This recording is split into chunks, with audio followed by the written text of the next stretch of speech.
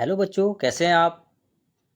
आज हम आपके लिए सेट थ्योरी यानी समुच्चय सिद्धांत जो आपकी क्लास 11th का पहला ही चैप्टर है उसकी क्लास लेकर आए हैं, जिसमें हमने इंग्लिश मीडियम और हिंदी मीडियम दोनों के लिए इसमें क्लास को हमने बनाया है।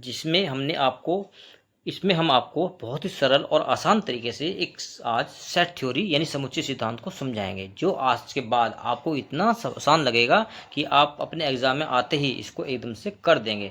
सेट थ्योरी जो मैथ का जो सब्जेक्ट है सेट थ्योरी, ये बहुत ही हार्ड सब्जेक्ट होता है, लेकिन आज के बाद ये आपको हार्ड कभी भी नहीं लगेगा। चलिए शुरू करते हैं आज की क्लास और करते हैं आज के समुच्चय सिद्धांतों को। इसके आज के बाद आप कभी समुच्चय सिद्धांत कभी भूल भी नहीं पाएंगे।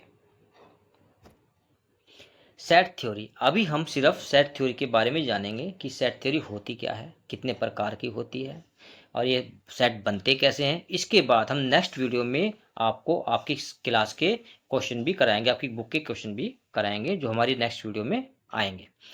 तो डेफिनेशन क्या कहती है, a set is a collection of well defined element और ऑब्जेक्ट। हिंदी में क्या कहते हैं, वस्तुओं के सुपरिभाषित संग्रह को एक समुच्चय कहते हैं।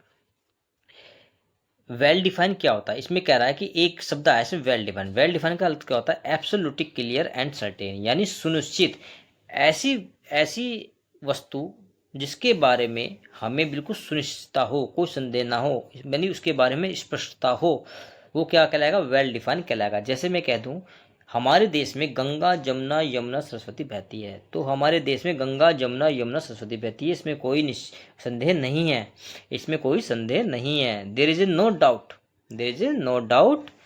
क्यों?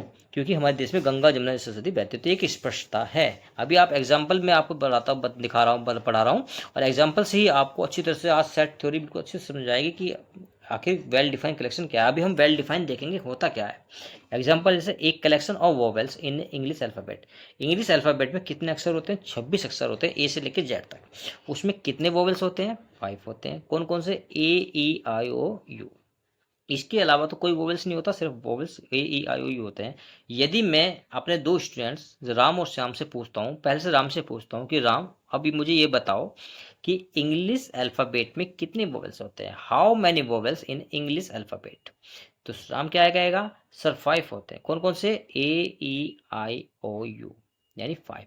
श्याम क्या कहेगा, सर श्याम भी यही कहेगा, सर 5 ही होते हैं। कौन कौन से, ए ई आई ओ यू।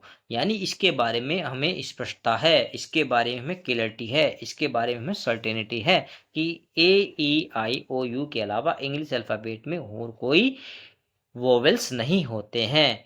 ठीक है, अब आपको अच्छी तरह से क्लियर हो गया होगा बच्चों, है ना। हाँ ठीक है, अब आगे और एग्जांपल करते हैं, और ज़्यादा क्लियर हो जाएगा आपको।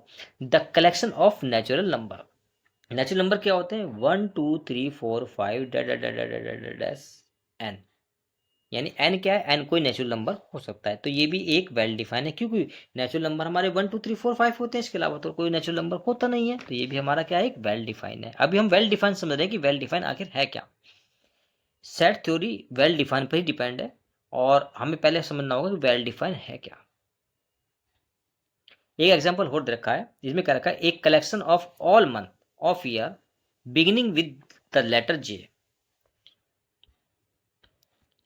वी नो दैट, हम जानते हैं कि there are the 12 month in a year, और उसमें से 3 मंथ्स होते हैं जो जे से स्टार्ट होते हैं, है ना। 3 मंथ्स होते हैं जो जे से स्टार्ट होते हैं। कौन कौन से होते हैं, जनवरी जून और जुलाई। इसके अलावा तो और कोई महीना जे से शुरू नहीं होता है। तो ये एक सर्टेनिटी है कि निश्चितता है, स्पष्टता है, हम इसके बारे में कह सकते हैं कि सिर्फ साल में सिर्फ 3 ही ऐसे महीने होते हैं जो जे से स्टार्ट होते हैं। कौन कौन से, जनवरी जून जुलाई।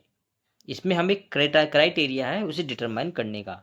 ठीक है, अब आपको ये क्लियर हो गया होगा। एक एग्जांपल और देखते हैं, एक collection of most dangerous animal of the world. मैंने नीचे लिखा है नोट दैट। एग्जाम्पल दे रखा है, एक collection of most dangerous animal of the world, और नीचे दे रखा है मैंने exam note that this is not A well defined collection. ये वेल डिफाइंड कलेक्शन नहीं है, क्योंकि एग्जाम्पल का, क्योंकि ये कह रहा है एक collection of most dangerous animal of the world, ये एक वेल डिफाइंड कलेक्शन नहीं है। ये why this is not A well defined collection. अब ये समझेंगे, अभी हम ये समझेंगे कि ये वेल डिफाइंड कलेक्शन क्यों नहीं है।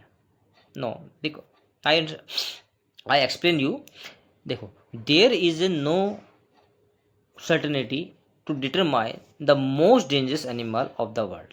Because someone says the snake is a most dangerous animal, someone says the lion is a most dangerous animal, someone says the राइना is the most dangerous animal in the world. यानी सब अलग अलग व्यक्ति, कोई सांप को ज़्यादा डेंजरस बताएगा, कोई शेर को ज़्यादा डेंजरस बताएगा, कोई गैंडे को ज़्यादा डेंजरस बताएगा, कोई हाथी को ज़्यादा डेंजरस बताएगा। तो एक कोई क्राइटेरिया नहीं है हमें इसे डिटरमाइन करने का, किसका करने का कि कौन सा जानवर जो है अधिक खतरनाक है। तो ये हमारा क्या होगा, वेल डिफाइन नहीं होगा। हाँ, यदि सभी ये कहते हैं कि शेर सबसे ज़्यादा खतरनाक है तो फिर वो क्या होता है, वो वेल डिफाइन हो जाता। ठीक है, एक एग्जांपल और देखते हैं। The collection of most talented writer of India, नीचे लिखा मैंने note that this is A not well defined collection. क्यों वेल डिफाइंड कलेक्शन नहीं है? क्योंकि इसका भी कोई क्राइटेरिया नहीं है डिटरमाइन करने का कि भारत के अंदर कौन से मोस्ट टैलेंटेड राइटर हैं, because there are the many writer in a world and in a India. हमें इंडिया कलेक्शन निकालना है, इंडिया टैलेंट के कलेक्शन निकालना है राइटर का, तो इसकी भी कोई क्राइटेरिया नहीं है। कोई कहेगा कोई कहेगा प्रेमचंद ज़्यादा टैलेंटेड था, कोई कहेगा विद्यासागर ज़्यादा टैलेंटेड था, कोई कहेगा विद्यापति डोभाल ज़्यादा टैलेंटेड थे। तो इसका भी कोई क्राइटेरिया नहीं है। तो आप क्लियर समझ में होगा, बहुत अच्छी तरह आपको अच्छी तरह से समझ में आ रहा होगा आखिर वेल डिफाइन है क्या। नीचे आता है remarks. A set is always denoted by capital alphabet letter like ABCXYZ। कोई सेट जो सेट होगा उसे हम हमेशा कैपिटल लेटर से डिनोट करेंगे। And the element of set, और उस सेट के जो एलिमेंट जो अवयव होंगे उसे हम हमेशा स्मॉल लेटर में डिनोट करेंगे। स्मॉल लेटर में लिखा ना A, B, C, X, Y, Z and these element of A set, यानी और जो वे एलिमेंट होंगे is always put in A curly bracket. ये ब्रैकेट लास्ट में बना रखा ना, तो इस ब्रैकेट पे हम उन एलिमेंटों को रखेंगे। चलिए आगे करते हैं, आगे देखते हैं। Hence we can write a set all vowel in English alphabet। English alphabet के कौन कौन से होते हैं vowels, A, E, I, O, U। तो उसे हम सेट में कैसे ले सकते हैं, कर्ली ब्रैकेट बनाया, अभी मैंने बताया ना, जो सेट होगा सेट होगा उस सेट को हम कैपिटल लेटर से डिनोट करेंगे, हमने V से डिनोट किया है, और उसके जो एलिमेंट होंगे उसे हम कर्ली ब्रैकेट के अंदर रखेंगे और स्मॉल लेटर में लिखेंगे, यानी A, E, I, O, U ऐसे लिख दिया। अब hence we can write a set of all natural number, इसलिए हम नेचुरल नंबर की भी इसी सेट बनाएंगे। Hence we can write a set of all month of year which is beginning the letter J equal to January July. अब हमने जो अभी महीने लिए थे जो बिगिनिंग हो रहे थे किसी J से हो रहे थे, तो उसका भी हमने सेट बनाया और उनको कर्ली ब्रैकेट में रखा और स्मॉल लेटर से डिनोट किया, उसको सेपरेट किया कोमा से। तो आई होप अभी तक आप अच्छी तरह समझ चुके होंगे इस सेट थ्योरी के बारे में। अब आगे चलते हैं और देखते हैं रिप्रेजेंटेशन ऑफ सेट, सेट को निरूपित करने का तरीका।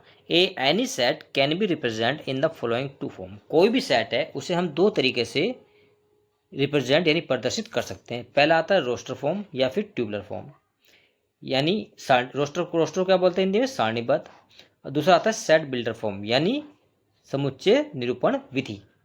दूसरा आता है सेट बिल्डर फॉर्म। पहले हम पढ़ेंगे रोस्टर फॉर्म के बारे में। आखिर रोस्टर फॉर्म है क्या, सारणीबद्ध रूप। A set describe by listing element separated by commas within curly bracket. यानी रोस्टर फॉर्म में जो हम सेट ऐसा बनाएंगे जो उसके एलिमेंट होंगे उन्हें हम सेपरेट करेंगे कोमा लगाकर। अभी हम कोमा लगाकर कर लेते हैं ना, तो लगाएंगे और उसे किसमें बंद करेंगे, कर्ली ब्रैकेट में बंद करेंगे, यानी रोस्टर फॉर्म ये होता है। एग्जाम्पल दे रखा है, एक collection of all even positive in the integer less than 7। हमारे एक collection of all positive integer, all positive integer कौन से होते हैं, हमें लेस देन 7 से लेने। कौन कौन से हो सकते हैं, एक आपका 2 हो सकता है, एक आपका 4 हो सकता है, और एक आपका 6 हो सकता है। यही तो हो सकते हैं, इसके अलावा तो और कोई नहीं हो सकता है। ठीक है, अब हम इसका सेट बनाएंगे। सेट कैसे बनाएंगे, capital A equal to curly bracket start 2, 4, 6। ये हमारा सेट बन गया, ये हमारा सेट बन गया। और उस सेट को हमने उसके जो अवयव है उसे हमने किससे सेपरेट किया, कोमा से सेपरेट किया और कर्ली ब्रैकेट के अंदर बन गया। This is a roster form. अब आप समझ गए होंगे रोस्टर फॉर्म कैसे बनती है, ऐसे बनती है। Note that in a roster form the element of set should not be repeat. Roster form में कभी भी जो एलिमेंट होंगे वो हमेशा वो रिपीट नहीं होंगे। जैसे एग्जांपल देखा है स्कूल का हमें रोस्टर फॉर्म बनाना है, तो हम क्या कर लेंगे, इसे मान लेंगे हम let A equal to let A equal to, अब हमें इसका रोस्टर फॉर्म बना, रोस्टर फॉर्म कैसे होगा, पहले कर्ली ब्रैकेट लगाएंगे, उसके बाद रोस्टर फॉर्म बनाएंगे। इसके पहले क्या लेंगे, कैपिटल एस, सेपरेट करेंगे कोमा से, फिर क्या लेंगे दूसरा वर्ड सी, सेपरेट करेंगे कोमा से, फिर तीसरा वर्ड क्या लेंगे एच, फिर सेपरेट करेंगे कोमा से, फिर क्या लेंगे ओ, फिर सेपरेट करेंगे कोमा से, फिर लेंगे हम एल। क्योंकि डेफिनेशन ये कह रही है कि रोस्टर फॉर्म में कोई भी वर्ड या कोई भी वर्ड रिपीट नहीं होना चाहिए, यानी इसमें दो, स्कूल में दो ओ आ रहे हैं, सिर्फ हम एक ही ओ लेंगे, यानी इसमें हमें कोई भी वर्ड रिपीट नहीं करेंगे। जैसे मैं एग्जांपल लेता हूँ, एक एग्जांपल,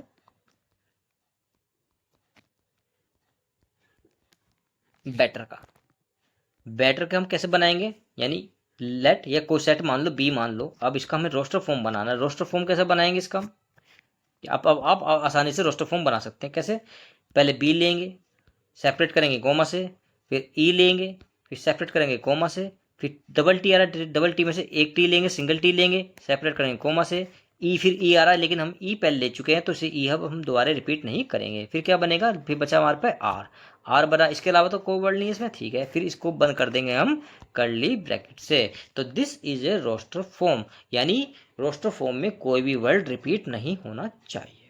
चलिए अब आगे करते हैं। अब आपको अच्छी तरह से सेट थ्योरी समझ में आ रही होगी, और बहुत ही आसान तरीके से, आज तक आपको कभी भी किसी ने ऐसे सेट थ्योरी समझाई भी नहीं होगी।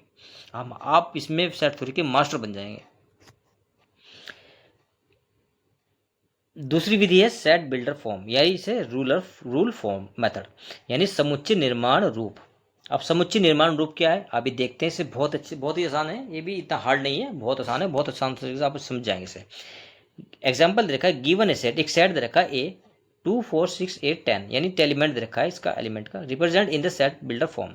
ठीक है, कुछ सेट ये दे रखा है, हमें सेट दे रखा है, इसे हमें सेट बिल्डर फॉर्म में बनाना है। सेट बिल्डर फॉर्म में से कैसे बनाएंगे, ठीक है, पहले आप देखिए इसके एलिमेंट क्या है।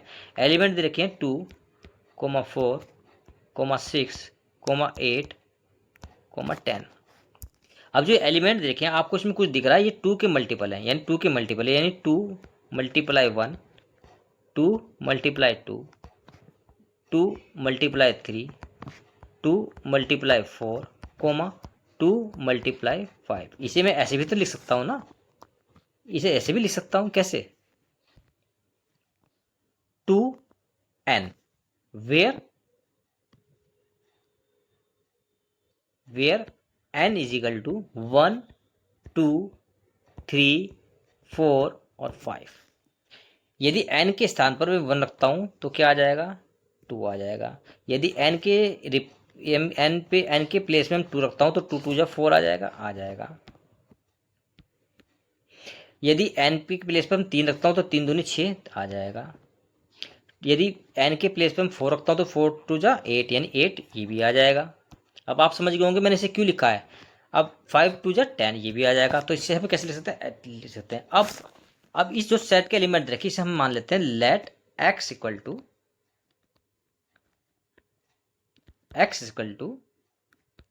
2 4 6 8 और 10। इसका मतलब क्या हुआ, तो x बिलोंग टू, अरे x ये क्या है, ये 2n है, तो x को बिलोंग कर रहा है, x belong to 2n, x belong to 2n।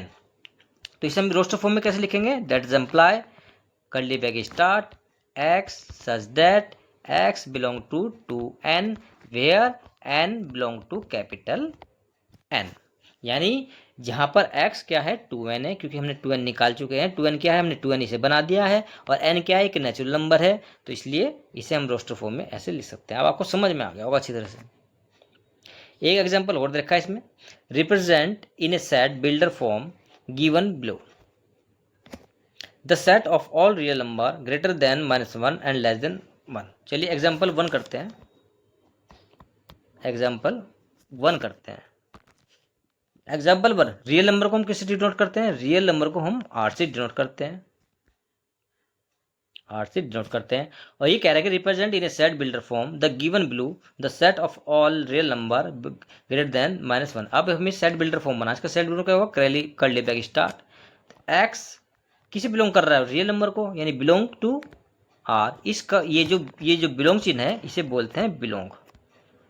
जब सेट ए है, सेट ए के अंदर एलिमेंट है 1 2 3, तो यानी ए का एलिमेंट क्या है 1, यानी a belong to 1, a belong to 2, a belong to 3।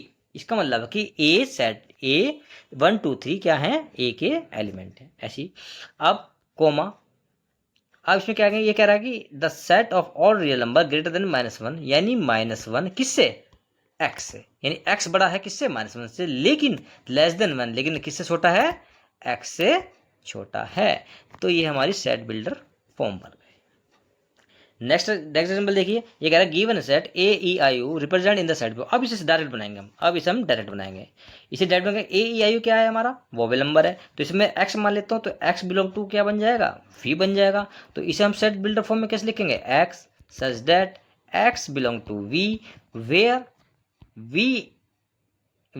We is equal to कहाँ क्या है, वोवेल्स, कर्ली ब्रैकेट बंद। अब आपको समझ में आ गया होगा अच्छी तरह से। अब पढ़ेंगे हम टाइप्स ऑफ सेट, सेट्स के प्रकार, सेट कितने प्रकार के होते हैं। पहला सेट होता है फाइनाइट सेट, यानी हिंदी बोलते से परिमित समुच्चय। ए सेट, ये गलत लिखा हुआ या टाइप भी गलत है, ये ए सेट कर दीजिए। हाँ, a set which contain limited countable number is a called finite set.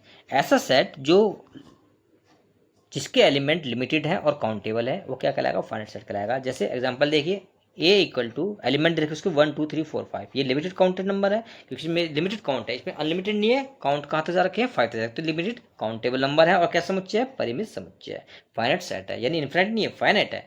As example दूसरा देखिए, capital X equal to A B C D E, यानी कहाँ तक जा रहा है एलिमेंट, ए तक जा रहा है, यानी ए भी एक फाइनाइट सेट हुआ। ठीक है, अब फाइनाइट और इनफिनिट तो आपको पता होगा, फाइनाइट सेट वे होते हैं जिसमें लिमिटेड काउंटेबल नंबर होते हैं। इनफिनिट वे सेट होते हैं जिनके अनलिमिटेड काउंटेबल नंबर होते हैं। जैसे यहाँ एग्जांपल देखिए, ए इक्वल टू 1 2 3 डैड चलता जा रहा है, कहाँ तक जा रहा है, इनफिनिट तक जा रहा है, जिन्हें गिनना बहुत ही असंभव है, गिना नहीं जा सकता है, वो इनफिनिट सेट कहलाएंगे, यानी अपरिमित समुच्चय कहलाएंगे। सिंगलटन सेट क्या होता है, एकल समुच्चय, यानी जिसके सेट का सिर्फ एक ही एलिमेंट हो वह क्या कहलाएगा, सिंगलटन सेट कहलाएगा। A set which contain only one element is called singleton set. जैसे एग्जांपल देखिए आप, ए इक्वल टू 4, यानी ए का कितना एलिमेंट है, सिर्फ एक, कौन सा है 4। एक्स इक्वल टू 5, ये 5 है, ये 5 है, इसको 5 ऐसे लिखते हैं 5 5 इसका एलिमेंट कितना है, एक है एक्स का। बी इक्वल टू 16, बी के कितने एलिमेंट है, सिर्फ एक है, कौन सा 16, यानी सिंगलटन वह सेट होगा जिसमें केवल एक ही एलिमेंट होगा। फोर्थ आता है आपका एम्प्टी सेट। एम्प्टी सेट मतलब एम्प्टी यानी खाली, जिसके पास कुछ भी ना हो, यानी a set which contain no element is called empty set, यानी ऐसा सेट जिसके पास कोई भी एलिमेंट नहीं है, वो बिल्कुल खाली है, वो क्या कहलाएगा, एम्प्टी सेट कहलाएगा। और एम्प्टी सेट को हम डिनोट करते हैं खाली कर्ली ब्रैकेट से या फिर 5 से, यानी 5 के अंदर कोई एलिमेंट नहीं होना, यानी कर्ली ब्रैकेट के अंदर कोई एलिमेंट नहीं होना चाहिए, तो वह एम्प्टी सेट कहलाएगा। और 5 क्या है, 5 भी एक रिक्त समुच्चय है। लेकिन यदि अभी मैंने आपको बताया, लेकिन यदि मैं इसको कर्ली ब्रैकेट के अंदर लिख दूं 5 को, तो ये सिंगलटन सेट हो जाएगा। तो ये कैसा हो जाएगा, सिंगलटन सेट हो जाएगा जब ये सिंगलटन सेट होगा। लेकिन यदि 5 को हम कर्ली ब्रैकेट के अंदर नहीं रखते हैं तो वह सिंगलटन सेट नहीं होगा। अब एग्जांपल देखिए आप, curly bracket start x such that 1 less than x less than 2, यानी एक्स जो है 1 से तो बड़ा है लेकिन 2 से छोटा है, लेकिन और एक्स 1 और 2 के बीच एक्स की कोई नेचुरल नंबर है नहीं, तो ये क्या सेट हुआ, 0, कौन सा, एम्प्टी सेट, इसके अंदर कुछ भी एलिमेंट नहीं है। नेक्स्ट है equivalent set. Two finite sets are equivalent if their cardinality number are same. Two sets are equal if their cardinality number are same. कैसे, मैं जैसे मान लेता हूं a इक्वल टू 1 2 3 4, b मान लेता हूं x y z और एक भी ले लेता हूँ एक डी, कोई दिक्कत नहीं है, ठीक है। अब देखिए, ये कह रहा है कि इक्विवेलेंट सेट वह सेट होगा जिनके कार्डिनलिटी नंबर सेम होंगे। कार्डिनल नंबर पर जितने एलिमेंट होंगे उनकी संख्या, यानी पहले सेट में कितने एलिमेंट है 1 2 3 4, यानी कुल एलिमेंट कितने हैं 4। बी में के एलिमेंट है एक्स वाई जेड और कोमा डी, यानी इसमें भी 4 है। तो इसका मतलब इसमें कितने एलिमेंट है 4, इसमें भी कितने एलिमेंट है 4, यानी इस एलिमेंट यानी कर्ली ब्रैकेट के अंदर जो एलिमेंट रखे हैं वही उसकी कार्डिनलिटी कहलाती है। तो इसे हम कैसे डिनोट करेंगे, N A equal to N B, इसे ऐसे डिनोट करेंगे। ठीक है, यदि किसी सेट की कार्डिनलिटी निकालनी हो तो हम कार्डिनलिटी ऐसे निकालते हैं। अब आपको कार्डिनलिटी भी पता लग गया होगा। ठीक है, सिक्स्थ है इक्वल सेट। इक्वल सेट का मतलब, इक्वल का मतलब होता है बराबर। जब दो सेट आपस में बराबर होंगे यानी उनके एलिमेंट सेम होंगे तो वो क्या कहलाएगा, इक्वल सेट कहलाएगा। यानी two set A and B are equal if they have exactly same element, not that the order of element in a set doesn't effect it may be listed in any order. यानी equal set में तो कोई भी set है उसके element के order पे कोई फर्क नहीं पड़ता, वो किसी भी ऑर्डर में लिखा हो जाता है। जैसे मैं मान लेता हूँ कोई सेट मान लेता हूँ 1 2 3 4, एक सेट मान लेता हूँ 3 2 4 1। अब यहाँ से ध्यान से देखिए डेफिनेशन क्या कर रहा है, टू सेट ए और बी, दो सेट है हमारे पास ए और बी, आर इक्वल, वे इक्वल समान होंगे if they have exactly same element, यानी उनके पास उनके जो एलिमेंट है वो सेम होने चाहिए। सेम का मतलब जैसे देखो सेट ए में क्या एलिमेंट है 1 2 3 4, बी सेट में क्या है 3 2 4 1। लेकिन अब ध्यान से आप देखेंगे इसमें सेट दोनों में बराबर है, 1 में भी आ रहा है बी में भी आ रहा है, 2 ए में भी आ रहा है बी में भी आ रहा है, 3 ए में भी आ रहा है बी में भी आ रहा है, 4 ए में भी आ रहा है और बी में भी आ रहा है। लेकिन मैंने नीचे लिखा है कि the order of element in set doesn't effect, यानी उसका जो ऑर्डर है वो कुछ भी हो सकता है, उस पर कोई फर्क नहीं पड़ता है। तो इसका मतलब ये हुआ कि ए इक्वल टू बी। अब आप इसे समझ गए होंगे इक्वल सेट होता क्या है। अब देखिए subset, if every element of A is also found set B, यानी कोई सेट ए है उसके सभी एलिमेंट जो दूसरा सेट है उसमें होने चाहिए, then A will be the subset of B. तो ए क्या कहलाएगा, सबसेट कहलाएगा किसका, बी का। जैसे मैं कह देता हूं कि ए इक्वल टू 1,2 और एक सेट लेता हूं बी, ये लेता हूं 1,2,3,4, यानी डेफिनेशन कहती है कि every element of A is also found of B. एक एलिमेंट क्या है 1 और 2। अब ध्यान से देखो क्या 1 और 2 बी में भी है, हाँ 1 और 2 बी में भी है। तो इसका मतलब क्या होगा, A subset of B. Subset को हम ऐसे डिनोट करेंगे, यानी A subset of B, but B is not a subset of A, क्योंकि बी के सभी एलिमेंट ए में नहीं है। तो बी सबसेट ए का, बी तो सबसेट नहीं होगा ए का, लेकिन ए सबसेट होगा बी का। और A is not is equal to B, यानी ए बी के समान नहीं है, क्योंकि ए में सिर्फ 2 एलिमेंट हैं और बी में 4 एलिमेंट हैं। लेकिन ए सबसेट है बी का क्योंकि ए के सभी एलिमेंट बी में हैं, लेकिन B is not a subset of A क्योंकि बी के सभी एलिमेंट ए में नहीं हैं। तो अब आपको समझ में आ गया होगा कि सबसेट किसे कहते हैं। क्यों बच्चों, अब समझ में आ गया ना। अब तो आपको बहुत सेट थ्योरी इतनी आसान लग रही होगी कि बस कह नहीं सकते। ठीक है, remarks, every set is a subset of itself and phi is also a subset of every set. Remark क्या कह रहा है, every set is a subset of itself, यानी जो कोई भी सेट होगा, जैसे सेट ए है, A comma B comma C comma D, definitely कह रहा है कि a set is a subset of itself, यानी जो सेट है अपने आप का एक सबसेट होगा। यानी ए क्या है, अपने आप में एक सबसेट होगा। और phi is also a subset of every set, और फाई भी सभी सेट का सबसेट होता है। तो ये आपको ध्यान रखना पड़ेगा जब सबसेट निकालेंगे, और जब सबसेट निकालेंगे तो फाई जो होता है सभी सेट्स का सबसेट होता है, और जो सेट होता है वो खुद का भी सबसेट होता है। अब आता है प्रॉपर सबसेट। प्रॉपर सबसेट क्या होता है, यानी उचित उपसमुच्चय। Set A is set to be A proper subset of B if every element of A is also found in B, at least one element in B which is not in A।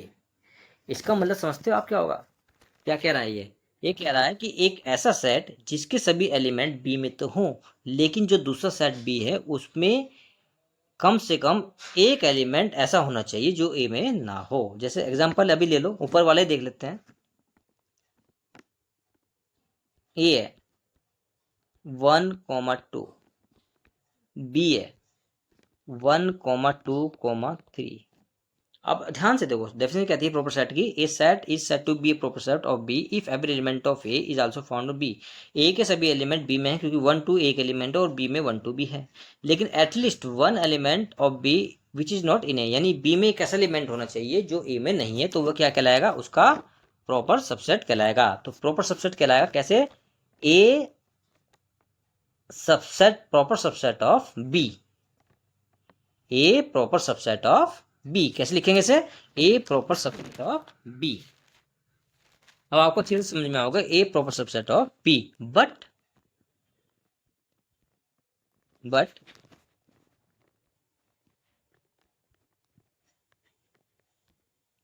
A is not equal to B, जब A B के बराबर नहीं है। ठीक है, तो ए subset तो B का है, क्योंकि ए के सभी एलिमेंट बी में हैं, लेकिन बी में एक ऐसा एलिमेंट है जो ए में नहीं है, तो वो उसका क्या कहलाएगा, तो वो उसका सबसेट यानी प्रॉपर सबसेट कहलाएगा। तो इसे हम ऐसे लिखेंगे।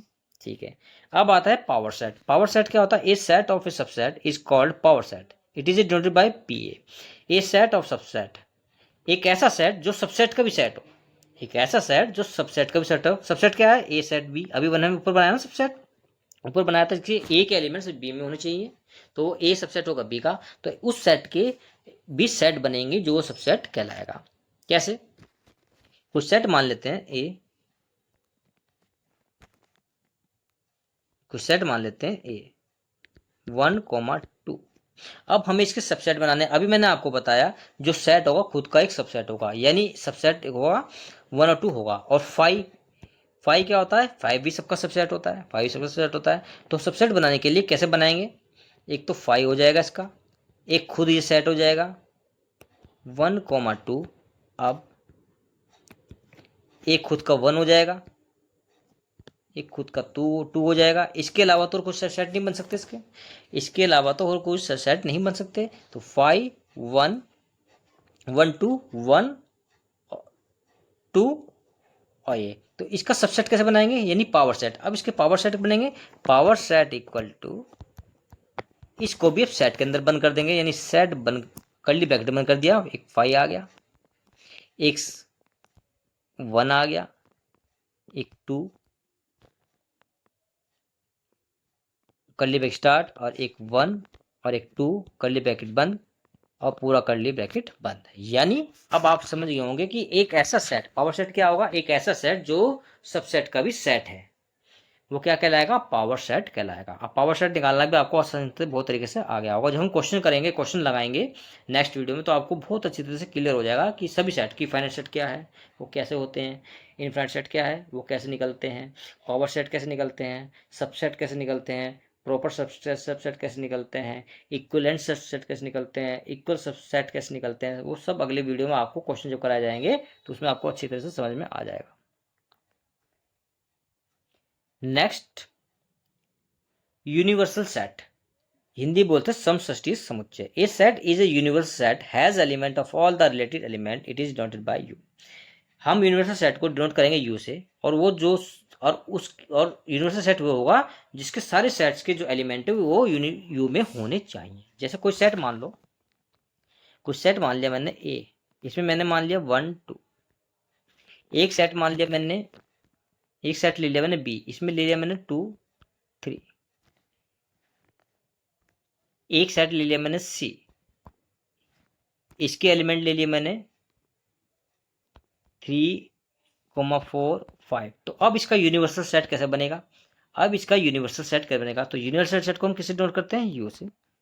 तो U is equal to curly bracket start, यानी यूनिवर्सल सेट क्या डेफिनेशन क्या कह रही कि सभी सेट्स के नंबर यूनिवर्सल सेट में होने चाहिए। तो यूनिवर्सल सेट में यानी 1 2 3 4 5, तो ये क्या हुआ, यूनिवर्सल सेट हुआ। कोई नंबर रिपीट तो नहीं हो रहा है, नहीं हो रहा है। डेफिनेशन ये कहती है कि नो रोस्टर फॉर्म में कोई भी नंबर रिपीट नहीं होना चाहिए, कोई वर्ड रिपीट होना नहीं चाहिए। तो 1 2 3 4 5 ये क्या हुआ, ये इन सेट्स का एक यूनिवर्सल सेट हुआ। नेक्स्ट, कंपेरेबल सेट, ये 11th हमारे पास सेट है, नई टाइप्स ऑफ सेट है, ये आपको अच्छी तरह से याद होनी चाहिए, पता करने और अच्छी तरह समझ लीजिए इसको, और इन्हें अच्छी तरह से याद भी कर लीजिए कि प्रॉपर सेट क्या होता है, सबसेट क्या होता है। हालांकि हम अब दूसरी वीडियो में आपको इसके क्वेश्चन भी कराएंगे, बहुत से कराएंगे, जिसमें आपको बहुत ही क्लियर हो जाएगा। फिर तो आप आपके फिंगर ट्रिप पे आपके सेट होंगे कि किसी कोई भी पूछेगा, आपकी क्लास में पूछेगा, कोई पूछेगा, आप एकदम से उसका आंसर दे देंगे। ठीक है। कंपेरेबल सेट क्या होता है? Two set A and B are set to be comparable if one of them is subset of other. यानी कह रहा है two set A and B are set to be comparable, दो सेट ए और B क्या होंगे? Comparable होंगे।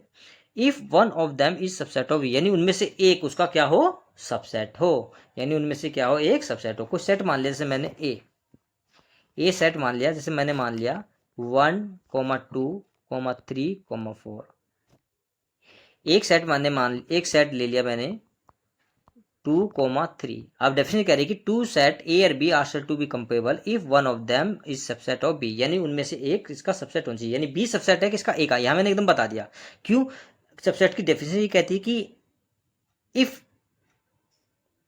every element of a one set is found in other set, then the one set is a subset of other set। यानी यहाँ b के element यानी जो छोटा होगा वो इसका पहले का जो बड़ा होगा उसका क्या होगा? सबसेट होगा। यानी b के एलिमेंट क्या है? a में है। यानी b is a subset of b, यानी b is a subset of a। अब सबसेट को कैसे डिनोट करते हैं? ऐसे डिनोट करते, ये लिखते हैं। तो आपको पता लग गया होगा कि B subset of A. Definition ये कह रही है कि if one of them is a subset of the other, यानी सबसेट क्या है? बी का ए का है। क्यों? बी में क्या है? ए है। और प्रॉपर सेट क्या कहता है? प्रॉपर सेट क्या कहता है कि at least one element is also found extra other than the other set. कैसे? बी में क्या है? 2 3 है, और ए में क्या है? 2 3 भी है और 1 4 भी। यानी इसका क्या है? यानी बी इज ए क्या है? B is subset of B is set of A. B क्या है? Is set of A. ठीक है। Where B is not is equal to A. अब आपको अच्छी तरह से क्लियर हो गया होगा ये कहना क्या चाह रहा है। तो ये थी हमारी आज की पहली क्लास। आपकी सेट थ्योरी की जो थ्योरी है वो अच्छी तरह बिल्कुल कवर हो चुकी है। अब हम अगली वीडियो में आपके लिए आपकी क्लास के क्वेश्चन लगाएंगे और ज़्यादा से ज़्यादा क्वेश्चन आपको कराए जाएंगे। और यदि आपको कोई भी क्वेश्चन में डाउट होगा तो आप हमें मैसेज करके उस क्वेश्चन का सोल्यूशन भी पूछ सकते हैं। अब चलिए, आज के लिए हमारी इतनी क्लास काफ़ी रहेगी, और आप इस क्वेश्चन को थ्योरी को अच्छी तरह से रट लीजिए, समझ लीजिए कि मैंने आपको कैसे कैसे समझाया है। अब गारंटी लेता हूँ मैं आपको हमारी वीडियो देखकर आपको सब सेट थ्योरी इतनी आसान लगेगी कि आप किसी को भी इस सेट थ्योरी से संबंधित आपको कोई भी प्रॉब्लम नहीं होगी। चलिए, धन्यवाद। हमारे चैनल को भी सब्सक्राइब करें, लाइक करें और शेयर करें, ताकि हमारी जो वीडियो हैं आपको समय पर मिलती रहें और सबसे पहले मिले। और अपनी जो आपके रिवीजन है, रिवीजन भी आपको होता रहेगा, आपकी क्लास भी रेगुलर चलती रहेंगी। आपके सभी सब्जेक्ट, आपकी क्लास, आपके जो मैथ्स का सब्जेक्ट है उसके सभी क्वेश्चन आपको भी कराए जाएंगे बिल्कुल free of cost on YouTube platform. जब तक के लिए थैंक यू।